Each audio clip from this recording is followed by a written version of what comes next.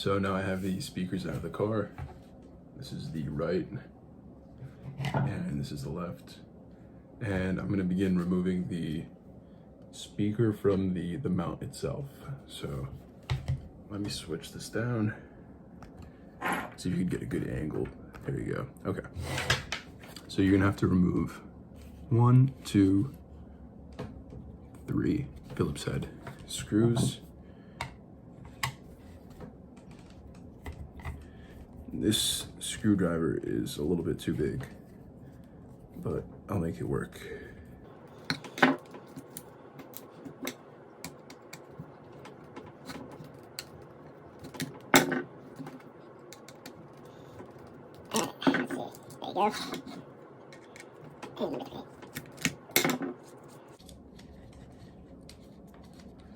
Okay.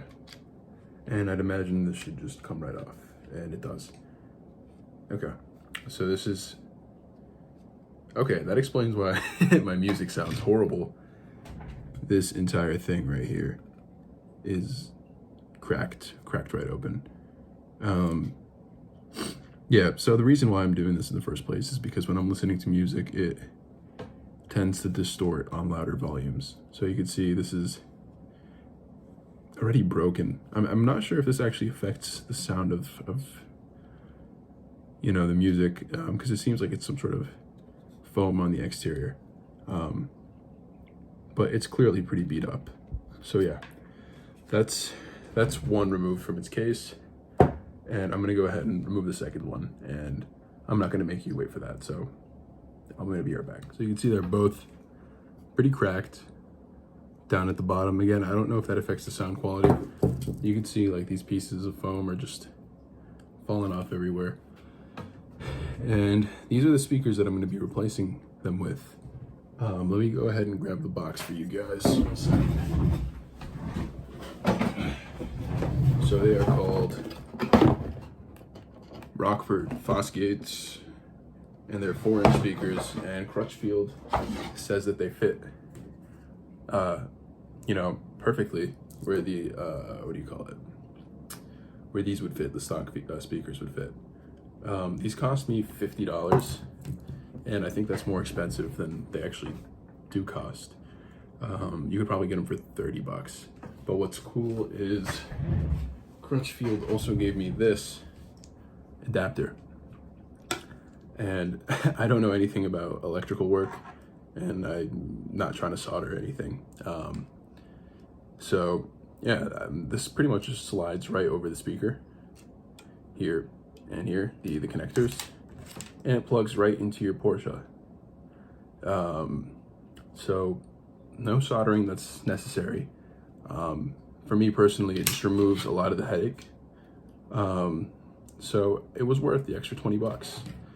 And I believe if you want this part specifically, I can go ahead and link that in the description below. But it's called the, one second.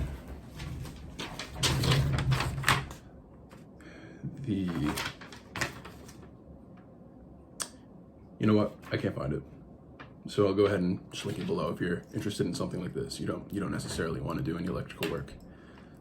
So now what I'm going to do is cut out the speaker from the original, from this casing right here. And we're going to preserve the casing so that we can insert the speaker inside of this casing. So we're going to cut this out. And this is actually just falling apart at this point. I've barely applied any pressure, and the whole thing is just falling apart.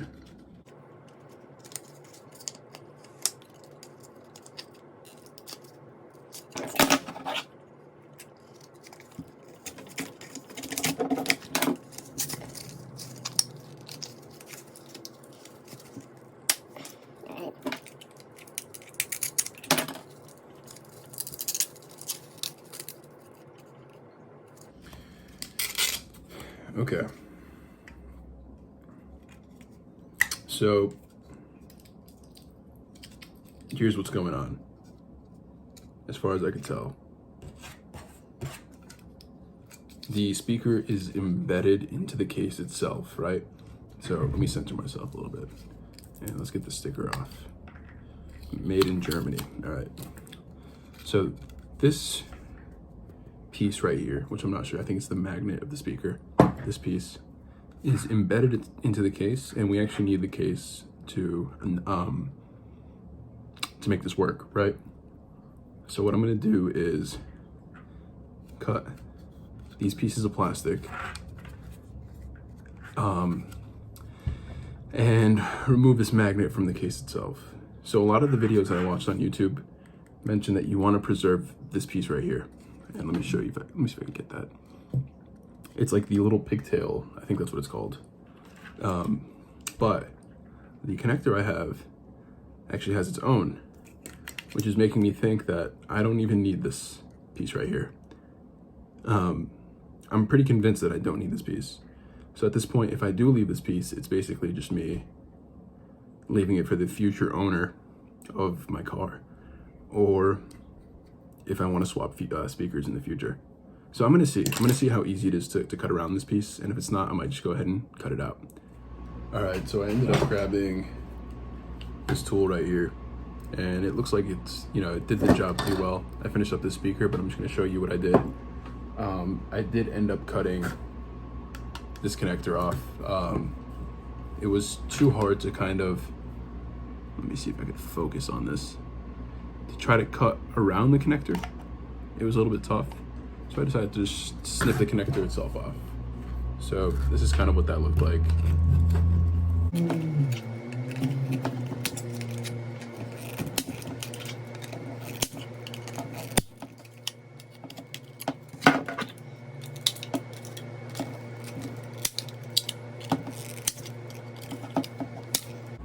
Okay, and you can see this is the piece that we want, this ring, and this is now garbage, so you can toss that away. And what you want to do now is you can grab the speaker that you want to use, and a lot of them come with these, they're meant to be used as like mounts, I guess, for your the screws, right? But the thing is, you're gonna want to slide the speaker inside this mount, and it won't work if you have all this excess. So trim around and get this excess off. And this is gonna look different for every speaker, because every speaker has different designs for these mounts and whatnot. So, but in this case, I'm just gonna go and work around it like this. Now basically what I'm doing is, actually let me wipe this shit before it dries onto my desk. I'm applying super glue to the outside of the speaker, all around it. And what I'm gonna do is take this ring and just drop it onto it and press it on.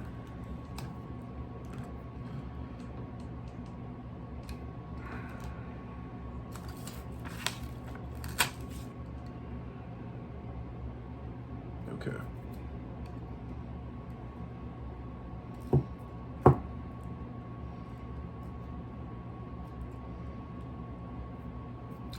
There we go.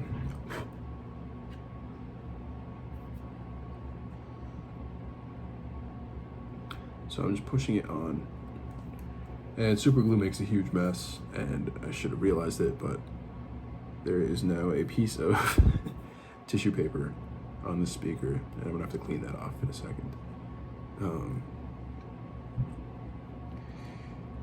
So just press the speaker in, let it dry up, and what I'm gonna do is just go ahead and put some glue on the outside as well, and just follow it along. Glue is probably not the best thing to use because it makes a huge mess and it's a pain in the ass, but it's what I got right now.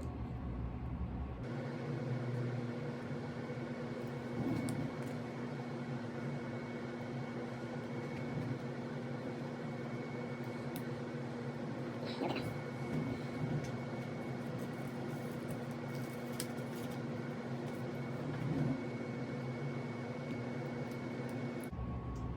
right, well, my fingers have glue all over them and they're sticking to everything I touch at this point. So I think I'm gonna stop putting glue on the speakers at this point and just go ahead and let them dry up. So I'm gonna start the video back up when these are dried up. All right, so after the glue set, what I did was so you know, in the last part of the video, the glue set onto the mount itself. And at that point, once it's dried up, you can just go ahead and screw it back into the original casing, and it should be ready to pop back right into your car. All right, so I'm recording from the car. The speaker, the glue dried up. I popped the speaker inside the dash, and I just put these screws in, and the little connector clip just clipped right into the car. It was pretty straightforward, and I needed both hands to do it. And just to show that everything is working, let's go to, let's see, I actually forgot how to switch to FM on this thing. There we go.